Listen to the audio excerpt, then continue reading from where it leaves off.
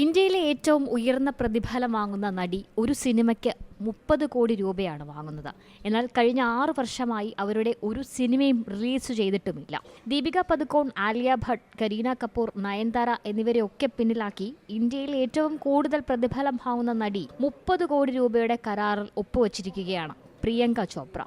6 വർഷത്തെ ഇടവേളയ്ക്ക് ശേഷം SS രാജമൗലി സംവിധാനം ചെയ്യുന്ന മഹേഷ് ബാബുവിനൊപ്പം പ്രിയങ്ക ചോപ്ര ഇന്ത്യൻ സിനിമയിലേക്ക് തിരിച്ചെത്തുകയാണ്. 20 വർഷത്തിലേറെയായി സൗത്ത് ഇന്ത്യൻ സിനിമകളിലേക്കുള്ള പ്രിയങ്കയുടെ തിരിച്ചുവരവ് കൂടെയാണിത്. ഈ വർഷം ആദ്യം ബോളിവുഡ് ഹംഗാമ റിപ്പോർട്ട് ചെയ്തത് പ്രകാരം പ്രിയങ്ക ഈ ചിത്രത്തിന് 30 കോടി രൂപ പ്രതിഫലം വാങ്ങിയെന്നാണ്. ഒരു ഇന്ത്യൻ നടി ഇതുവരെ ഒരു ചിത്രത്തിൽ വാങ്ങിയതിൽ വെച്ച് ഏറ്റവും ഉയർന്ന പ്രതിഫലമാണിത്. പ്രിയങ്ക കരാർ ഒപ്പിടുന്നതുവരെ ഏറ്റവും കൂടുതൽ പ്രതിഫലം വാങ്ങുന്ന ഇന്ത്യൻ നടിയായിരുന്നത് ദീപിക പദുക്കോൺ ആയിരുന്നു.